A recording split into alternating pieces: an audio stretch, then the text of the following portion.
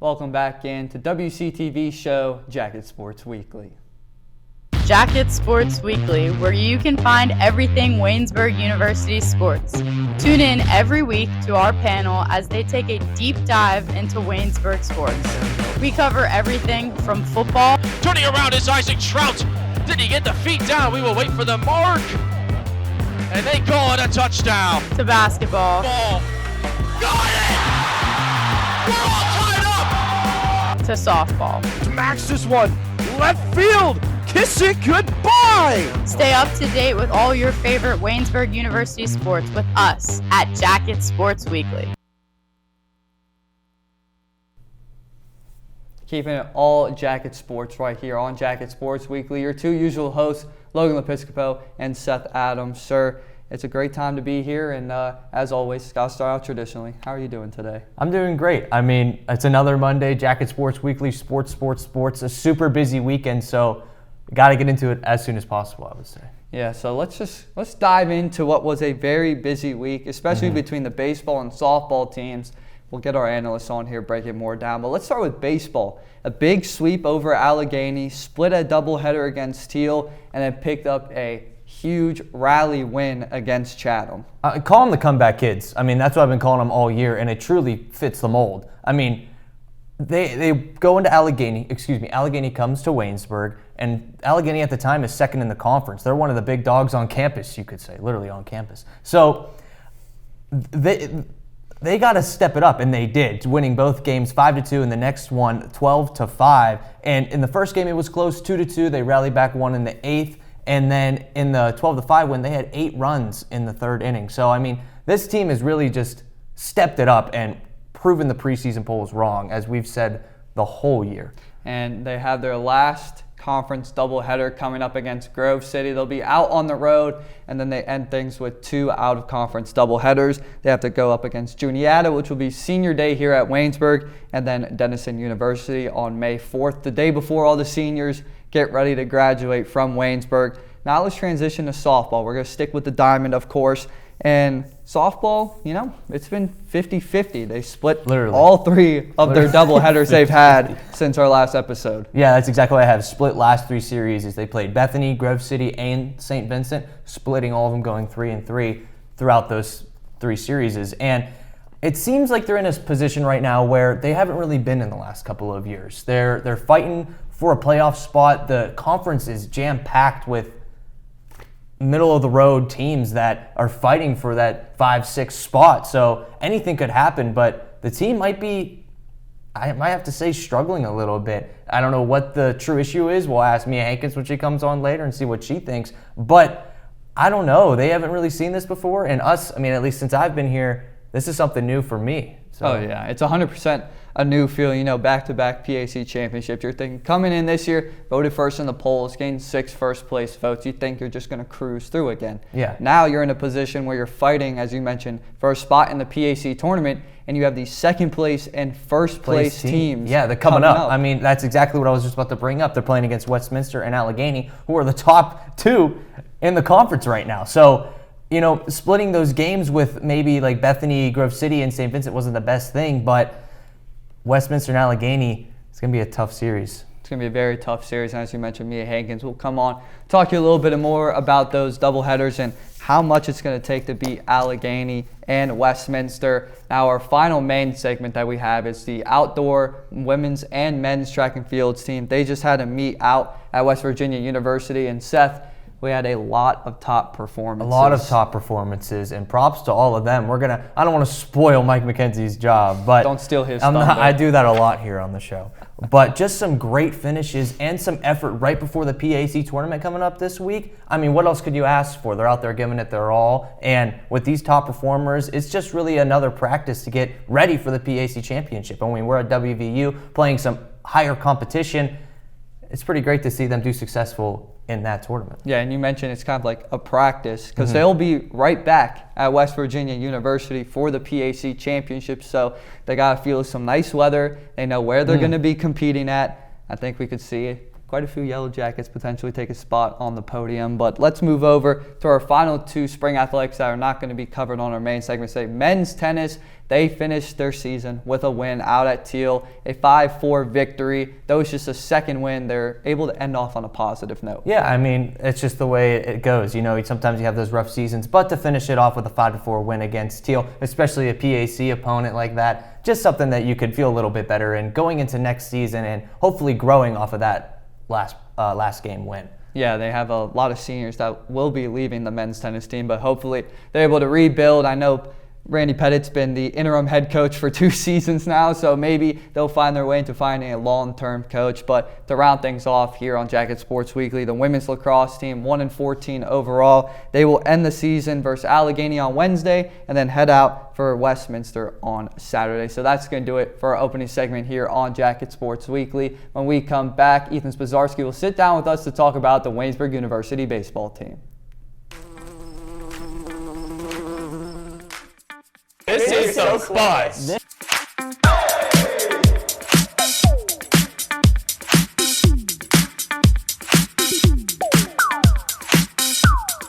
Cornucopia.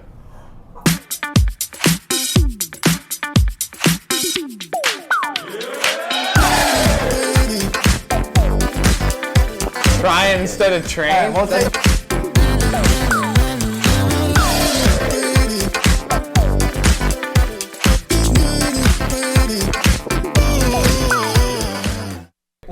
I love this show.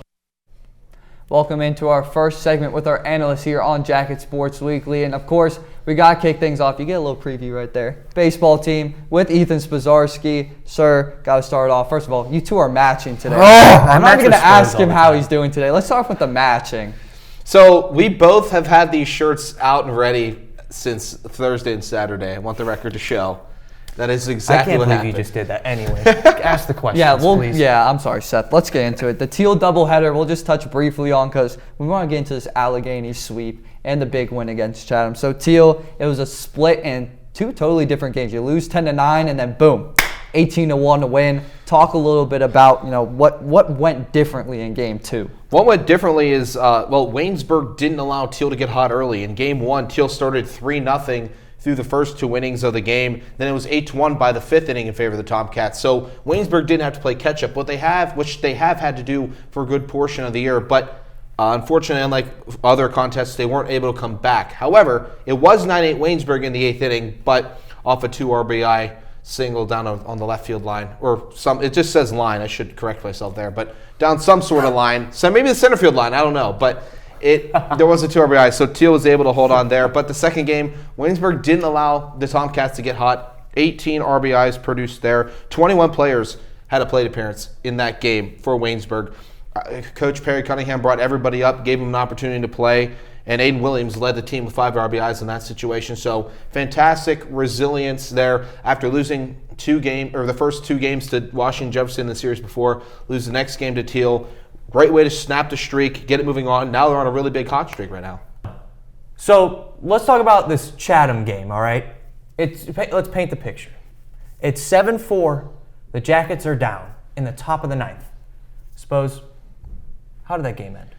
Well, it was an 11-run 9th inning for Waynesburg, Mr. Van Gogh. It was an 11-run 9th inning. They completely flipped the script.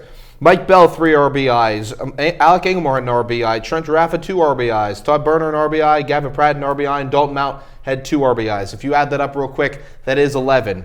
So you're welcome for that. But in case you're curious. But no, I mean, resilience. That's their middle name this year. I talked about it. They've had 4 or 5 walk-offs so far this year, mainly in the first half of the year. But it's exactly what they needed. The comeback kids, as we were just mentioning earlier. It's exactly what they've been doing. So, I mean, shout out to them. Trent Giraffa as well had 5 RBIs in the entire game, and he had 2 in that final frame. He's just been a standout player as well so far through this hot streak as well. He got newcomer of the week this week, named just yesterday. So congratulations to Trent and what he's been doing as a freshman too.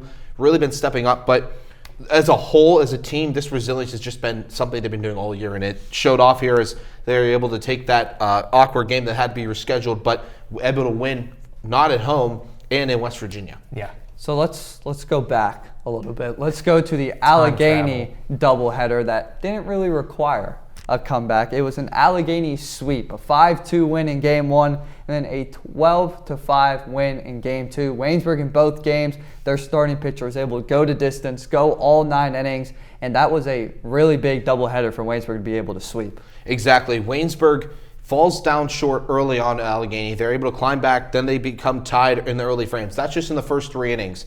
Then we're at a stalemate for the next 6 innings till we get to the bottom of the 8th inning. And then Alec Angamore just lights a flame and gets it started. He has a solo home run out to left field.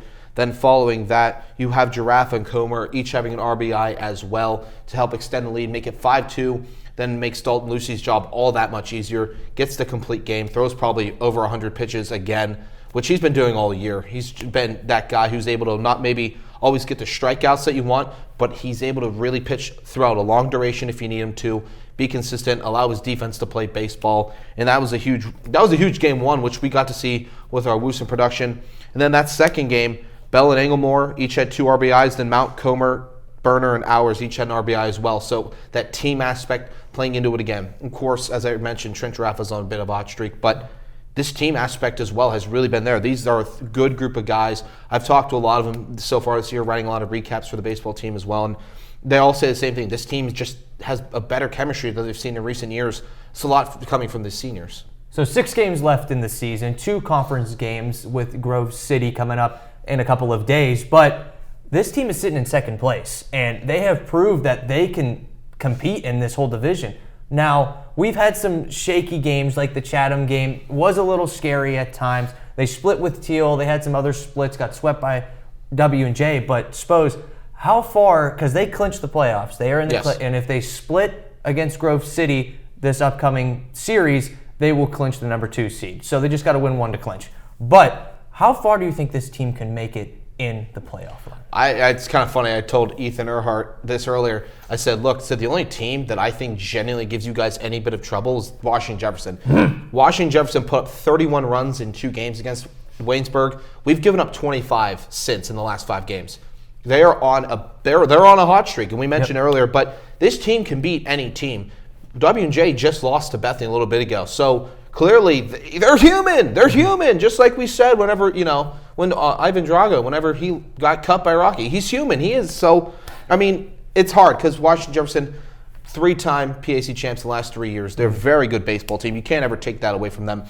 But Waynesburg, if they can make a move, and they have a little bit of a jump ahead on Allegheny for that 2nd seed, which could go a long way. But Waynesburg could beat any team in this PAC. That has become clear. The only team that I see gives them any bit of trouble are, of course, the Presidents. And, of course, the Presidents just beat one of the top-ranked Division III baseball teams in Marietta 9-7 recently. So that's just another reason why W&J is probably the only team you could consider giving Waynesburg any type of competition moving forward into the PAC tournament. But let's go back. You talked about Trent Giraffe, and we talked about Garrett Comer. Who are some other guys on this team that can continue to make a big impact? We know Dalton Lucy's been on fire this year. We've seen shines of Gavin Pratt and other pitchers in the bullpen for Waynesburg, but who's going to be the one when it matters most that's going to be able to step up and get this team the important plays to get wins in these games coming up for the tournament?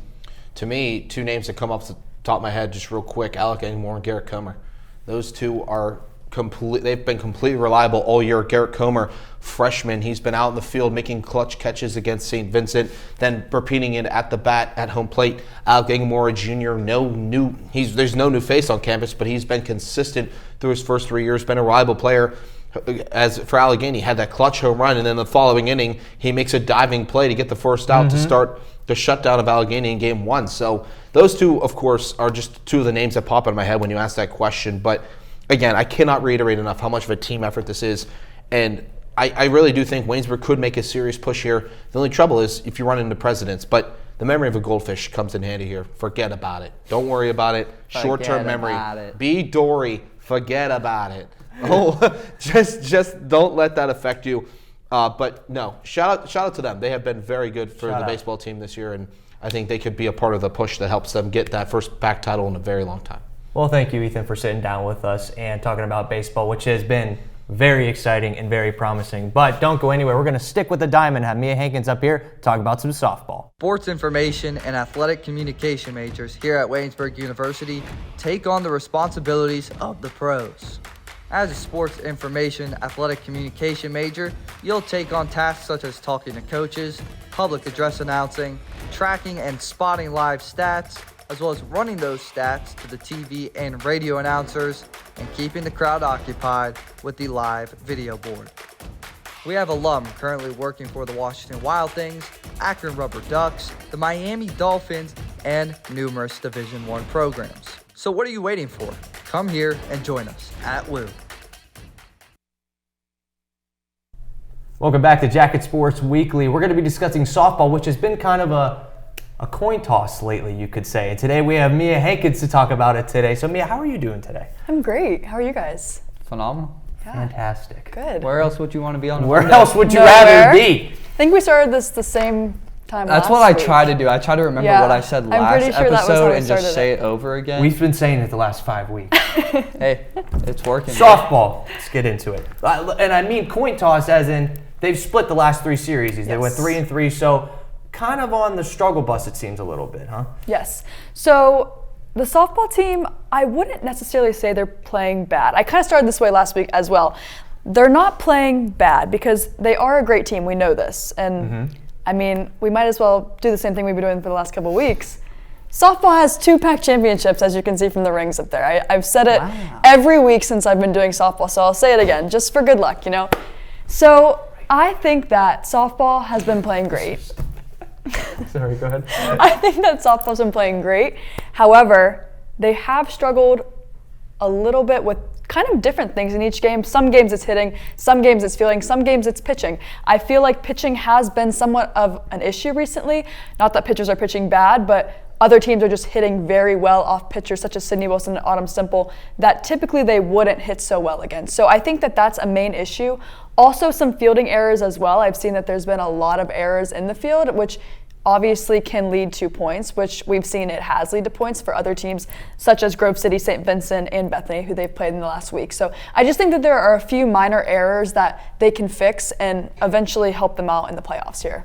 I think a big part of the team as well is the bats. You mentioned all 3 categories that could potentially be the problem for Waynesburg. I think errors are a big part as well. They've had 12 errors in those last 6 games, so that's something that has to be adjusted to if you're the Waynesburg softball team. But bats-wise, it's one game you're having 3 runs or no runs on 3 hits, and there's games you're having 9 runs on 13 hits. So how can Waynesburg maybe try and find some consistency with the bats? Obviously, you're facing a new pitcher every single game, but how can they look to find, some consistency and really get them rolling?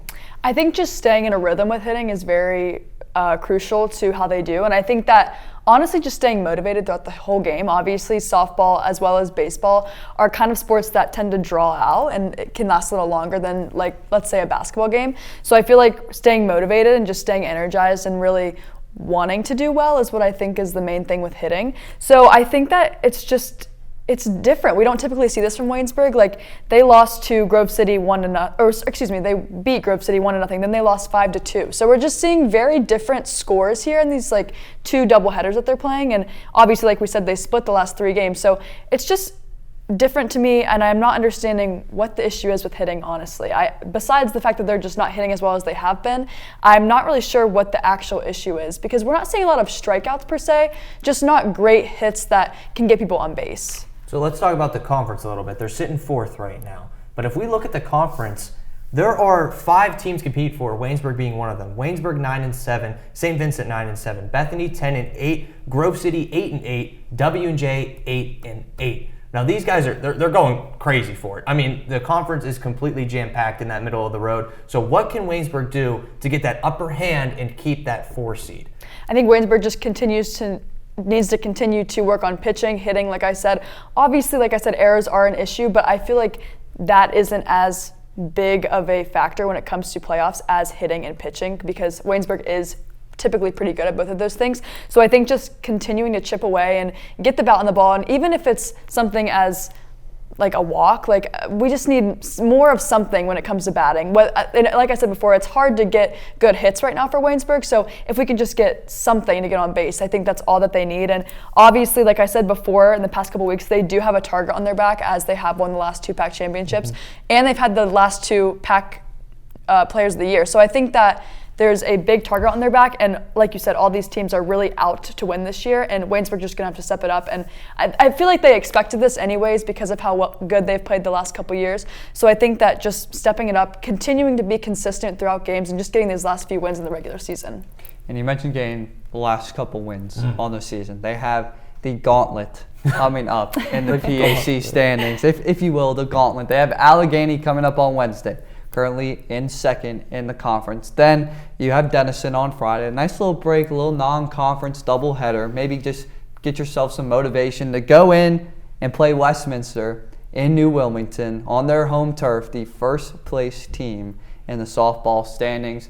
What do you think would be ideal for Waynesburg? Obviously, the hope is, they grab 2 wins against both teams, but realistically, where do you think Waynesburg ends up? Do we see another, breakdown of splitting double headers, or what do you think we should expect? I think that splitting double headers is a pretty accurate prediction for Waynesburg against Allegheny and Westminster. Westminster, like we said, is the number 1 seed right now, and Allegheny is the number 2 seed. Waynesburg beat Westminster last year in the PAC championship, but it was a pretty good game. I believe Waynesburg won 6-3 or something like that, but it was a pretty close game.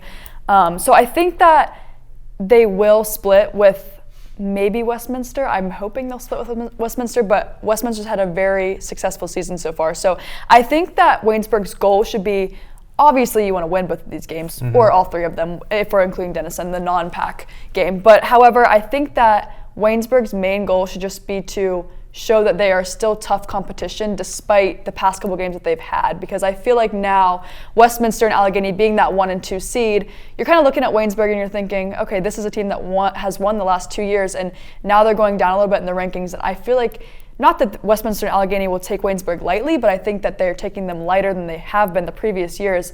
And I think that Waynesburg just needs to come ready to play and show them that even if they can't beat them, that they are tough competition and that they will be ready for playoffs if they can't beat them in this regular season. So, like you said, big challenge coming up, tough teams.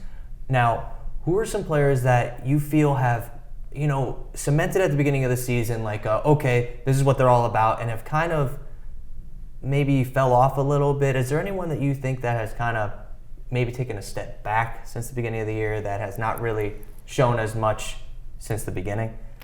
I think that all the players have honestly done great this year. I think that someone that obviously is a leader on this team that should maybe step up a little bit more whenever we're talking about playoffs is Sydney Wilson. As we know, Sydney Wilson is the number 1 PAC pitcher right now. So I think that obviously, like Waynesburg, she does have a target on her back when it comes to other pitchers that go up against her. So I think that Sydney Wilson, I don't think she's really dropped this year, but I think that she needs to just step up and lead her team a little bit more and maybe get some help from other seniors such as Ella Brookman, who's had a great year as well. Grace Higgins, the junior, who's also had a phenomenal year. So I think that not really playing-wise people have dropped off, but I feel like maybe on a leadership aspect people have dropped off, and I think that that's really what's going to carry them to the playoffs and maybe even win their 3rd PAC championship. Well, thank you, Mia, for sitting down with us and talking about softball. Don't go anywhere. We're going to be heading up with Mike McKenzie to talk about track and field.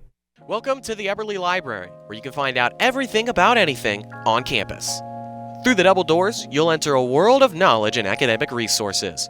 These include the Knox Learning Center, where the Disability Services Office and testing centers are located, and the Writing Center, where students can work directly with our tutors in order to hone their essay skills and get easy A's. And now, to the print collection, which houses over 75,000 books spanning across all 3 of our floors. And if you're looking for truly a peaceful place to read, we also have the Stover Center for Constitutional Studies, with various nooks and crannies for students to hide away in with a good book. And if you need us to print out something for your next class, head on to the 3rd floor at the Eberly Library. Welcome back to Jacket Sports Weekly. We're going to go outside for track and field, and today we have Mike McKenzie to discuss track and field. So, Mike, how you doing today? Doing great. It's great to be back on here, Jacket Sports Weekly, the penultimate episode of of the entire year, not just the spring semester, but pretty much the school year. So let's just get right into it. Give a little bit of recap of the men's side of things for this. I know there was a lot of people there to begin with, but go ahead. So in total, 8 male competitors for Waynesburg went to the Mountaineer Twilight event in Morgantown, West Virginia for Waynesburg University. It was a select group of athletes that took the trip out to Morgantown for the event, 2 women, 8 men, and all 8 men placed in the top 10 of at least one event. It's a bit of a laundry list here. I feel like that's been the case the majority of the time. We go through all the top finishes, recapping an event. No different here than in the Mountaineer Twilight. John Stewart placed first in the discus with a 44.56 meter throw. That was the second farthest by a PAC athlete all season. Obviously finished first in the event, so it couldn't be the second farthest in the event, but a really good day for John Stewart. He also finished 8th in the shot put with a 12.16 meter throw. Tyreek Williams finished second in the 110 meter hurdles with a 15.57 second time. Kai Herbert finished 4th in those 110 hurdles with a 15.96 second time. That was his personal best of not only the season but his career, and he finished 7th in the high jump with a 1.75 meter jump. Isaiah Matthews 2nd in the 100 meter dash with his season best 11.03 second time, and 3rd in the 200 meter dash with a 22.73 second time. Quentin Weaver 6th in the 400 meter with a 51.86 second time. Garrett Hilliard 3rd in the hammer throw, 31.66 meters. Jacob Harker 6th in the shot put with a 13.41 meter throw, and Andrew Kiemerer 10th in the long jump with a 5.37 meter jump. So it was a great day, a lot of top 10 finishes, and a handful of top 3 podium finishes for the male competitors for Waynesburg at the Mountaineer Twilight. I'm going to give you a little bit of a second to catch your breath. I know we only have 2 women competitors that were there, so I'll just go on. You know, I was there. I was able to talk to a few of the guys, especially John Stewart, and he said, like, he's just been working technically. He's trying to really round out his skills. You mentioned Kai Herbert, Isaiah Matthews. That was their first meet in weeks. They had been out with injuries, and so it's just good to see them back competing and posting those times straight off injury. But now let's go to the women's side of things. As you mentioned, only 2 competitors. Where did the 2 ladies end up placing in their events? Meg Berry finished 7th in the javelin throw with a 33.93 meter throw. That was the best among all D3 athletes at the event, so it was a good day for Meg Berry, even though didn't finish top of everybody there, but second place, get onto the podium, and finish best among all the D3 athletes in an event that had D1, D2, D3 athletes at it. That's a great accomplishment in itself. And then Riley Baker, 8th in the discus throw with a 29.97 meter throw. Both the ladies that were there, they finished top 10. I think that's really all you can ask for in an event with such talented competitors ranging across all the NCAA divisions. I think just overall, and they only sent 2, both of them finished. I think it was a great day for the women competitors for Waynesburg at the Mountaineer Twilight. So we talked about it in the beginning segment, and I'm going to bring it up again. The PAC Championship is coming up this week. Now, we talked about it being kind of like a practice for this upcoming PAC Championship. How would you say that is more accurate, that it is kind of like a warm-up, because you're going against D2, D3, D1 competitors? So is this kind of like a warm-up for that PAC Championship? You could call it a warm-up. I like to call it a tune-up meet, kind of get everybody back out there, a little tune-up for the PAC Championships. I like that term, at least for this specific scenario. It was the last meet, obviously, for them coming up PAC Championships this coming Thursday and Friday, going back to Morgantown. I'm not 100% sure if running on the same track or competing in the same field, if for track and field is necessarily something that affects athletes. It's not like football or baseball or anything like that, but they're going back to the same place they just competed at. They had a lot of top 10 finishers, a handful of guys and girls that made it to the podium. I think it was a great, again, tune-up for them. They performed well, get to go back to the same place against other, not just D3 athletes, but athletes in the same conference in the PAC.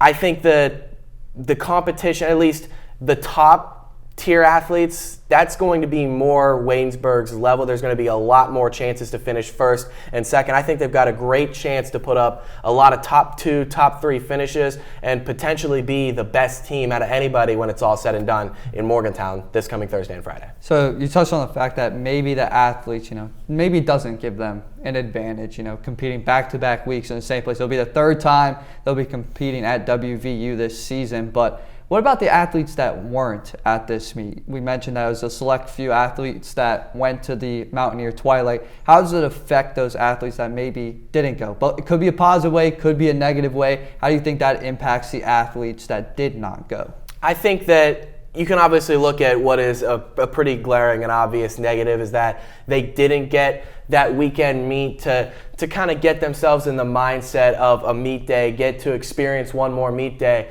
just a little less than a week before the PAC championships. But the positive you can take away from this is extra opportunities to go harder in practice and tune-ups, and at least practice-wise, get a chance to work more technically and more mechanically on their skills in those practices over the weekend and over last week, not having to prepare for a Saturday meet that the select few that were sent by Waynesburg had to participate in. There's negatives and there's positives, but I think the positives in being able to work on their crafts technically and mechanically, being able to fine-tune some things fundamentally speaking, that can end up being a positive when it's all said and done for the Yellow Jackets, the ones that are going to the PAC championships. We've talked about it every single week. Yes. We've talked about it every single week. I put it on my paper this week. I put it on my paper segment. I'm getting a report from our meteorologist. Michael, what's the weather going to be like for this day? For this day. The 2 days, I don't think it could be better weather you could ask for, really. Love to hear that. Partly cloudy partly sunny skies on both Thursday and Friday for everybody. It's going to be a high of 62 on Thursday, high of 72 on Friday. Might be a little bit chillier in the mornings, low 40s, but that's the mornings. Once we get into the heart of the day, beautiful weather, nothing too hot, nothing too chilly, right around the mid-60s, mid-70s. That is perfect weather to be able to compete in. At least that's the feeling I got when I played high school baseball. I wasn't nearly good enough to play at the collegiate level, so I don't know what college athletes feel like, but personally, when it was between 60 or 75 playing baseball, those were the best days to go out and play. So for these athletes, when they go out to compete, these temperatures could just be the perfect temperatures to go out and put up some top 3, top 2, and even number 1 finishes in their respective events. Well, Mike, I'm glad you bring up, the peak time of day, because 4 p.m. is the start for Thursday, 2 p.m. is the start for Friday, and you said that should be the perfect time for the weather. It's a little windy down there. They're going to catch a sweet spot temperature-wise, and the skies are going to be pretty beautiful as well. So, well, thank you very much for joining us up here. Our meteorologist, Michael McKenzie, getting us caught up on everything. Might have a future in that. I don't know. We'll be back. Have a future. We'll be back with the updates on any first, second, third place finishes if the weather ended up holding up. But that's going to do it for this episode of Jacket Sports Weekly. Thank you all very much for tuning in, and we'll catch you next week for our final episode of the year. Thank you for watching.